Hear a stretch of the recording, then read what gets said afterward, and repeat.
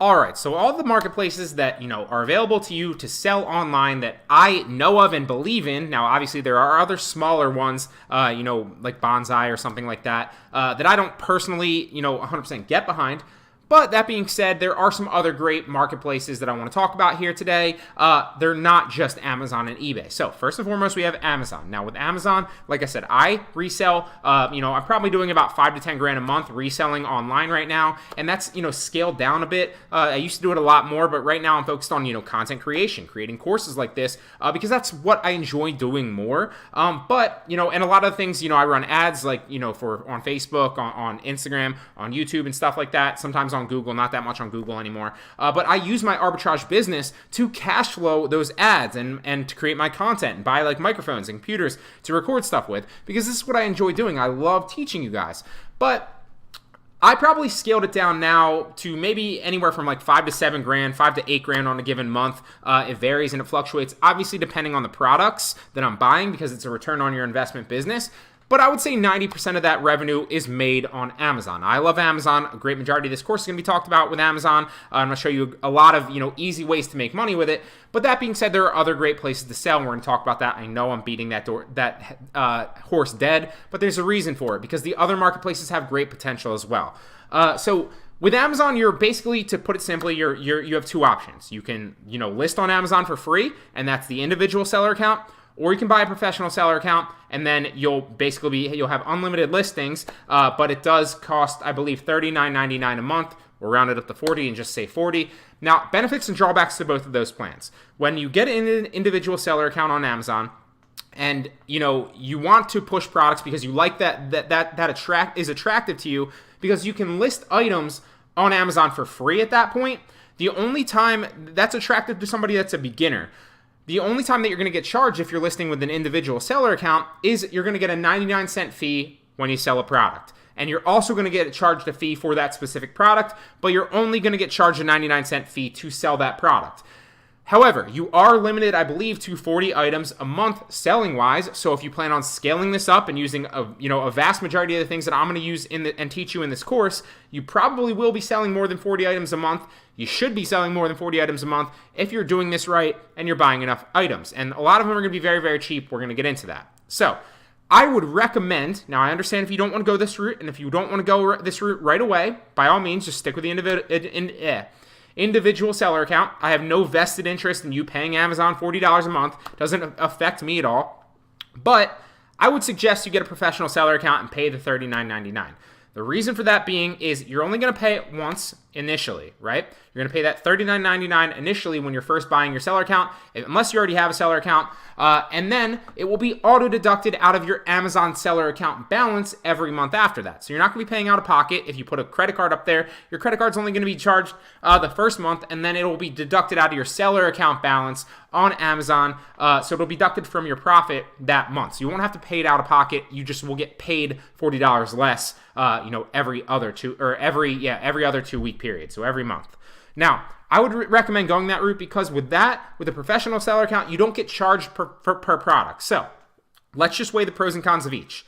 Individual seller account, you sell 30 items per month, you're good. And, it costs you $30 plus the fees, obviously. And the fees will only get deducted on Amazon after you sell something, so it just negates off your profit. So you sell 30 items, you get charged $30 with an individual seller account.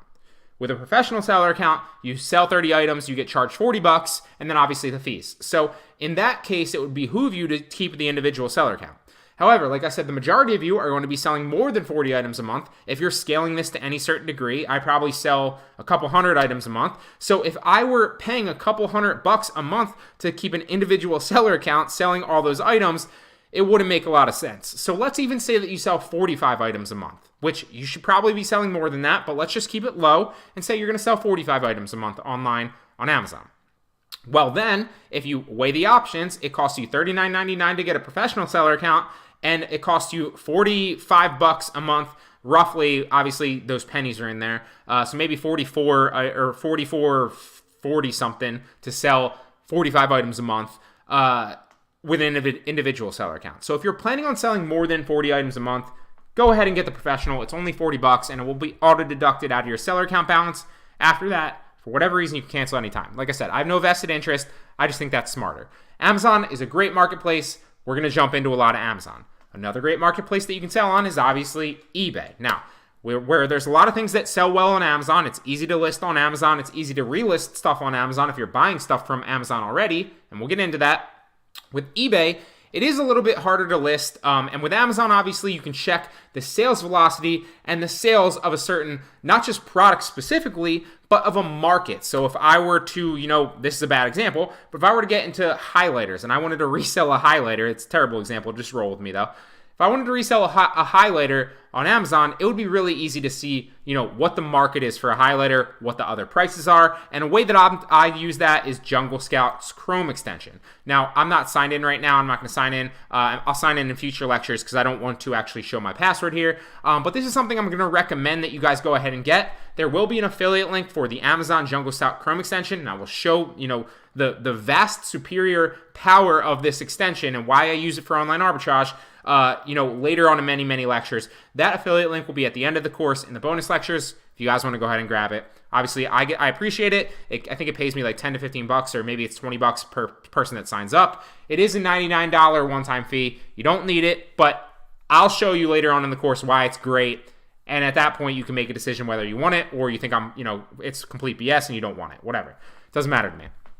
But with eBay, the reason I'm telling you this is because with Amazon, you can literally run the Jungle Scout Chrome extension and know every single number. If there's 20 people selling highlighters, for example, I know that, the first 18 people are roughly making, 10 grand a month selling highlighters, and they're selling it at this price, and this is all the numbers, and I know all those things. With eBay, you don't know all those things. I'm going to show you how to do product research and marketplace research on eBay later on in the course when we're vetting items, and I'm going to run through examples on every single one of these marketplaces that we're going to talk about. But on eBay, you have to kind of play slight guessing games, so it's a little bit more difficult. Now, with Amazon, like I said, it's easy to relist. With eBay, there are a lot of great things that you can sell on eBay that wouldn't necessarily be good plays or good things to sell on Amazon, and it's hard to put a one-size-fits-all answer onto that, but they obviously differ from product to product, and you will see that in this course. We're going to run through all of it, and what's a good item. I'm going to go through countless examples with you on, okay, let's look at this. This is a good item for Poshmark. Okay, this is a great item for eBay, and this is why. This is a great item for Mercari and eBay. This is why.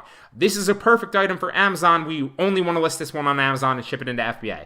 Those are examples we're going to talk about. Just know for right now that eBay is a great marketplace where you can pretty much sell anything, and it's a great alternative to Amazon because a lot of things that don't sell well on Amazon do have a market on eBay and vice versa. So keep that in mind. I love, love, love eBay. I make a lot of money on eBay, but it's still, let's say I make, $5 to $6 grand on Amazon. I still probably only make, $700 to $800 a month on eBay, but it's still pretty good, money. And I'm reflipping. That's a return on my investment. So if I make $700, I probably spent $100 or $200 to get that $700 on eBay. Now, Mercari is a great app and marketplace as well. I am fairly new to Mercari. If we pull up my, I don't know if I'm signed in here. Let's check. I am. So I only have 28 reviews on Mercari currently. That means that I've only sold 28 items on Mercari because you get a review every single time you sell an item on Mercari.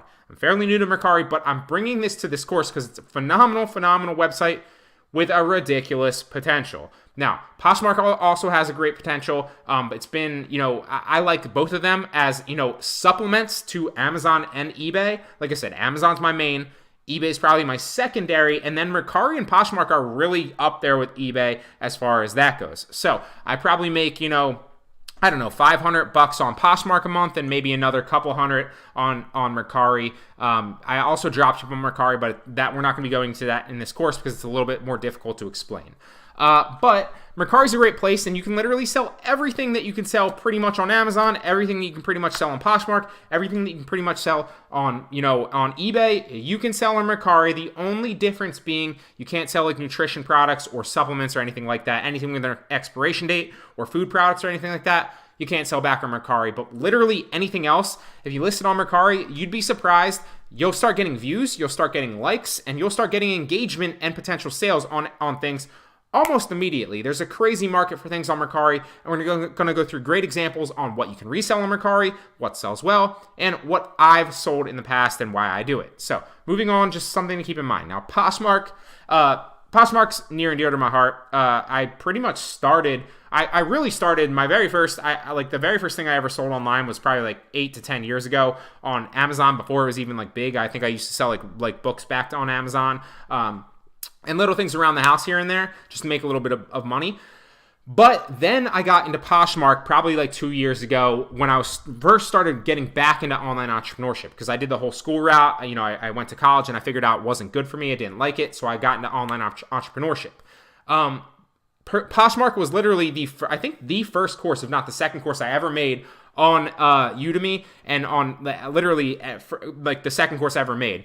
And it's just near and dear to my heart. You can sell so many different things on Poshmark. Obviously, the main thing is clothes and clothing items and like accessories, watches, jewelry, stuff like that, clothes. But the great thing about Poshmark is there's so many people on Poshmark ready to buy. It's ridiculous. I don't understand it to this day, but that's a fact. So if you have clothing, and this is why I love it, because you can resell on Poshmark. So I'm going to give you plenty of examples of other places you can go in this course later on where you can buy stuff, especially clothing items, for like $1 or $2, and then flip them back on Poshmark for like 10 to 20 bucks at least. The margin's crazy and people are ready to buy like that. Also, I'm going to give you some tips, to sell a little bit better. And if you guys want my Poshmark course, obviously I have courses on all these. I have a Poshmark course, I have a Mercari course, I have a couple eBay courses, I have an Amazon dropshipping course, I have an Amazon private label course, and I have an Amazon arbitrage course as well. I'm not trying to sell you on any of them, but just something to keep in mind if you ever want to scale any one of these individual models up. I've sold and I understand all of them.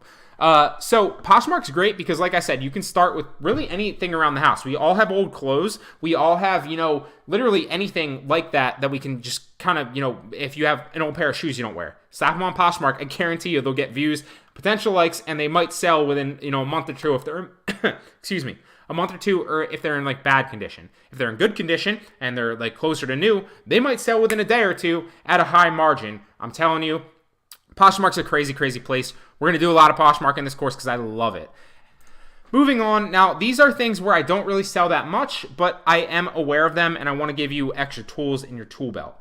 So Facebook Marketplace and Craigslist, realistically, are not places that I sell. I do not sell on Facebook Marketplace or Craigslist. The reason being is I like the other marketplaces better, and I like to keep my business with my business, and for that reason, I don't want to link my personal Facebook account to an Amazon or to a Facebook Marketplace account and start selling there. I do know a lot of people that sell on Facebook Marketplace. I do not know a lot of people that drop ship on Facebook Marketplace, and they make a great amount of money doing it. I just don't do it personally, and I don't personally like it for myself, but I know that you can make a lot of money on Facebook Marketplace. With Craigslist, I know some people that sell on Craigslist and make decent money selling on Craigslist.